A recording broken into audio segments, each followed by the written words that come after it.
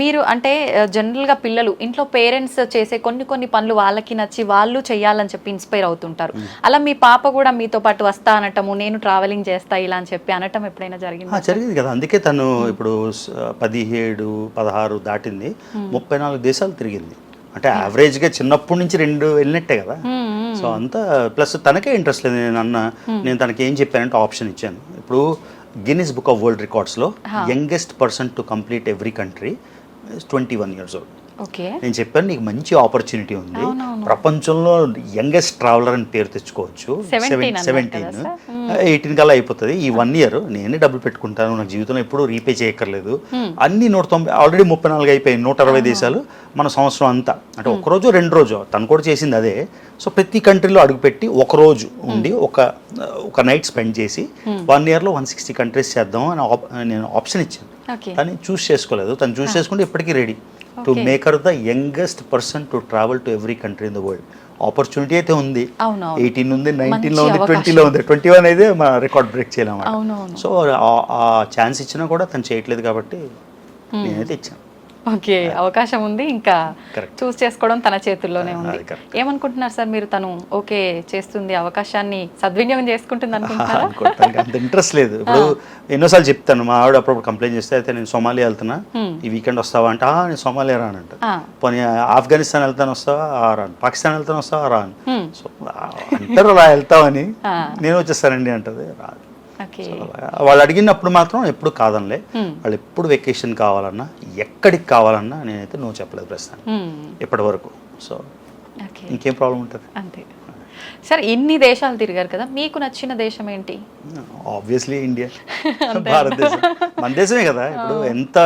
ఇప్పుడు చూడండి ఇంత తిరిగాను. లాస్ట్ 2023, 2022 సగం నుంచి 2023, 2024లోనే 15 సార్లు 14 సార్లు వచ్చాను.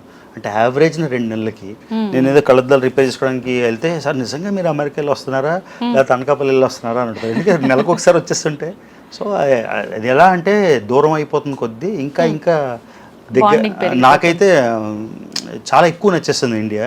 అక్కడ 2 నెలలు 3 నెలలు ఉండేసరికి మళ్ళీ రావాలనిపిస్తుంది. ఇప్పుడు రావాలంటే ఏదో రేవంత్ రెడ్డి గారి ఫ్రీ బస్ మాకు అప్లై అవ్వదు కదా అక్కడి నుంచి అమెరికా నుంచి రావడానికి. సో అలాగా ఎంత రావాలంటే ఎంత లేదన్నా 1 lakh 2 lakhs ఖర్చు పెట్టుకోవాలి. మేము ఏవి ప్రమోషన్లు చేయలేము, ఇప్పటిదాకా ఒక్కటి కూడా చేయలే. ఫేస్ వాష్ కూడా చేయలే, చాలామంది అడిగారు చేయమని. ఒక్క ప్రమోషన్ చేయకుండా, ఒక్క యాప్ ఏది చేయకుండా, ఒక్కళ్ళ దగ్గర కూడా డబ్బులు తీసుకోకుండా, నేను ఎప్పుడు సోషల్ బెగ్గింగ్ కూడా చేయలే. అంటే నాకు ఇలా అయిపోయింది నేను ఊరు వెళ్తున్నాను డబ్బులు డొనేట్ చేయండి అనో లేకపోతే ఇంకేదో చేయలే ఇప్పటిదాకా. సో నా డబ్బులే ఖర్చు పెట్టుకొని ఇన్నిసార్లు వస్తున్నాయి. ఎందుకు వస్తున్నా? ఆ అటాచ్మెంట్, ఆ పుల్లింగ్ ఉంది కాబట్టే కదా. ఇప్పుడు హైదరాబాద్ ఎన్నోసార్లు చూసాం, వైజాగ్ ఎన్నిసార్లు చూసామో లెక్కే లేదు. కానీ మళ్ళీ వైజాగ్ రావాలనిపిస్తుంది, ఎందుకంటే అది bonding with the mother land మాట.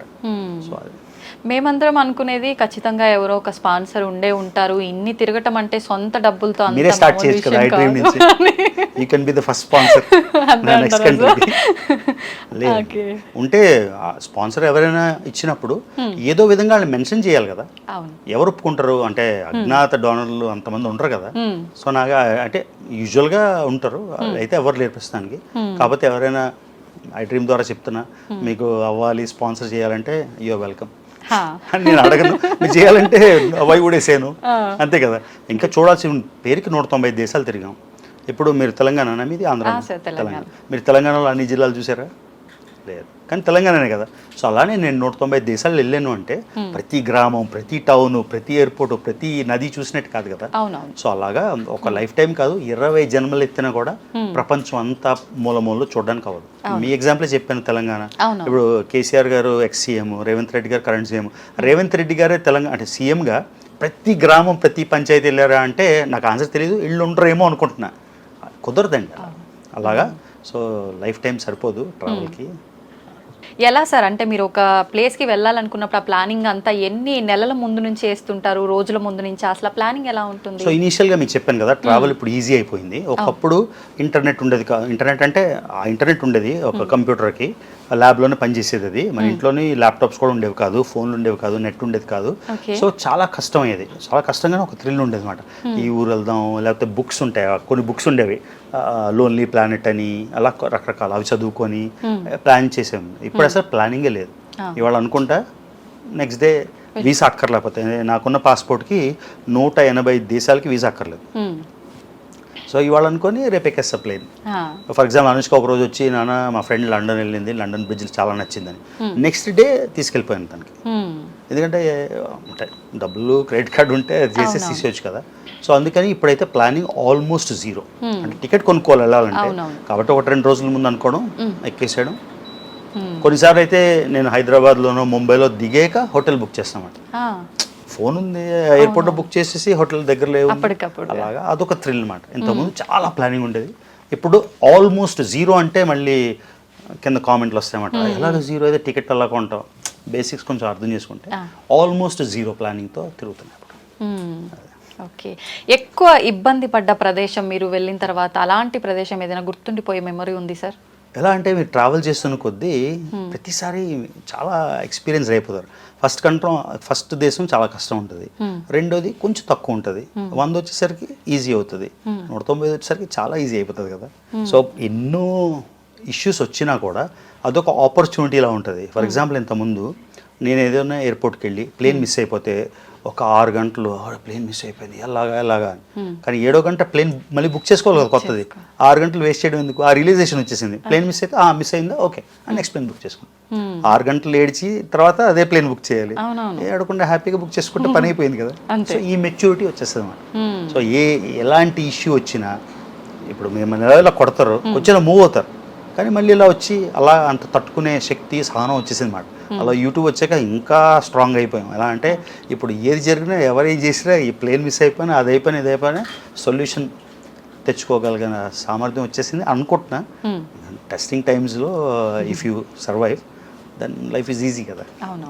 ఓకే, మంచి గుర్తుండిపోయే స్వీట్ మెమొరీ అంటే ఏ ప్రదేశంలో క్రియేట్ చేయబడింది సార్? చాలా ఉన్నాయండి.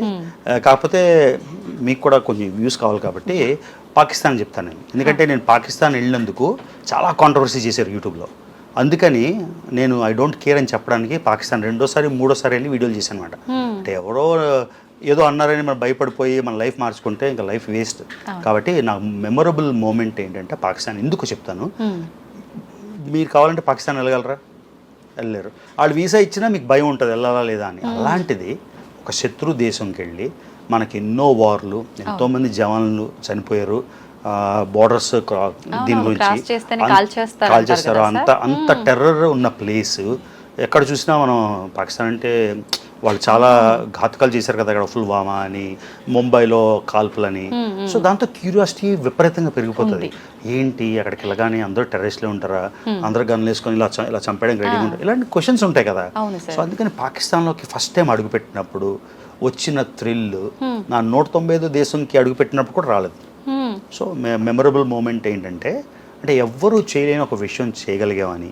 చిన్నప్పటి నుంచి చిన్న పిల్లల్ని అడిగిన ఏ దేశం అంటే పాకిస్తాన్ అని చెప్తారు. ఎందుకంటే మ్యాచ్లు అవే అవుతాయి, వార్లు అవే అవుతాయి, గొడవలు అవే అవుతాయి, అంటే అన్ని విధాలా. కాబట్టి దాని మీద ఒక కసిలాగా ఏంటి అని.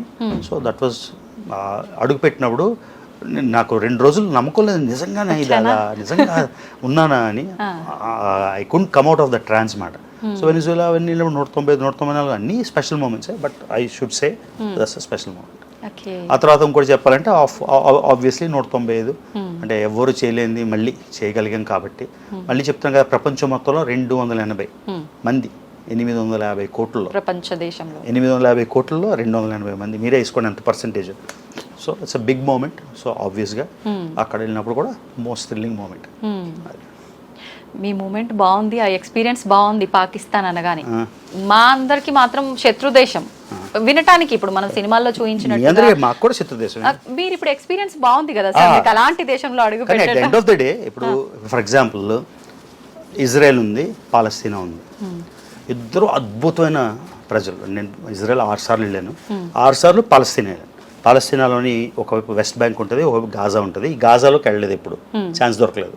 కానీ వెస్ట్ బ్యాంక్ ప్రతిసారి ఇజ్రాయెల్ వెళ్ళినప్పుడు ప్రతిసారి వెస్ట్ బ్యాంక్ వెళ్ళాను. 6 సార్లు పాలస్తీనా వెళ్ళాను, 6 సార్లు ఇజ్రాయెల్ వెళ్ళాను.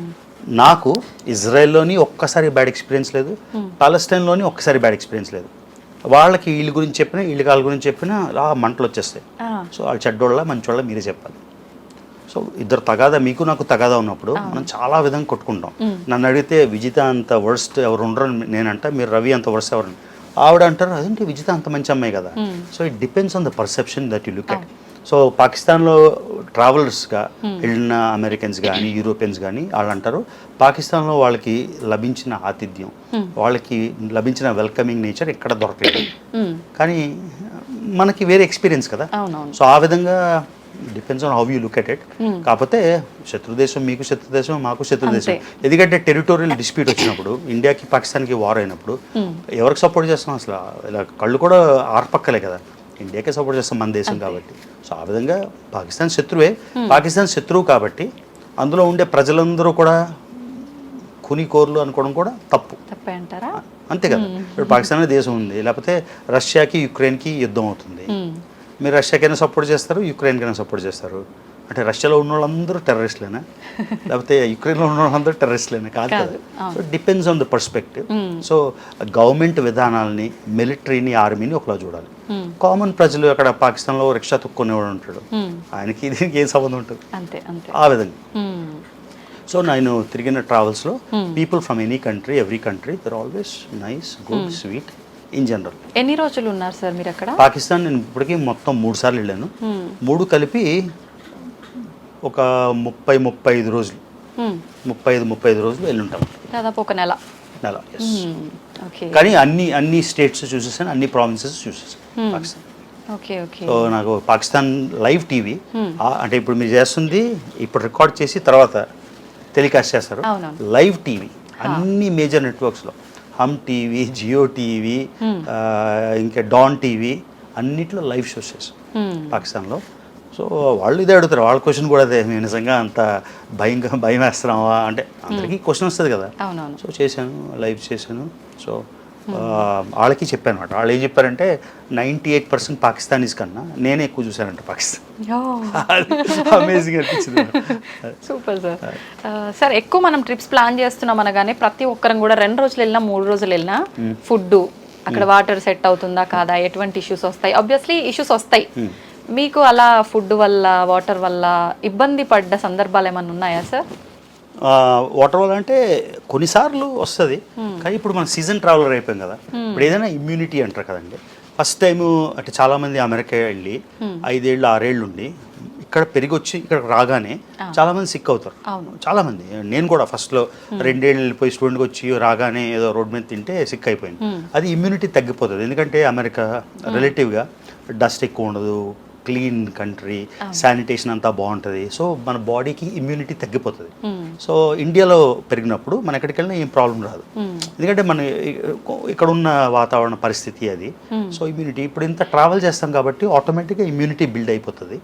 సో నాకైతే ఎప్పుడు ప్రాబ్లం రాలేదు, ఎక్కడికి వెళ్ళినా బాగానే. ఒక్కసారి కూడా సార్ అసలు ముందుగా మనం ఏదైనా ఒక పని చేయాలన్నా, ఏదైనా గోల్ పెట్టుకోవాలన్నా ఎవరినో ఒకరిని చూసి ఇన్స్పైర్ అవుతుంటారు జనరల్గా.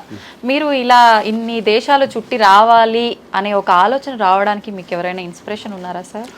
నిజంగా చెప్తున్నా, ఇది లేదు. కాకపోతే ఈ చిన్నప్పుడు చదువుకుంటాం కదా హిస్టరీ, అన్నీ అక్కడి నుంచే. మార్కో పోలో గురించి చదివినప్పుడు, ఫాహియన్ గురించి చదివినప్పుడు, హ్యూన్ సాంగ్ అని చదివినప్పుడు, ఐబన్ బట్టుటా ఇలాంటి వాళ్ళు చదివినప్పుడు తెలియకుండానే చంద్రముఖిలాగా ఫీలింగ్స్ వచ్చేవి.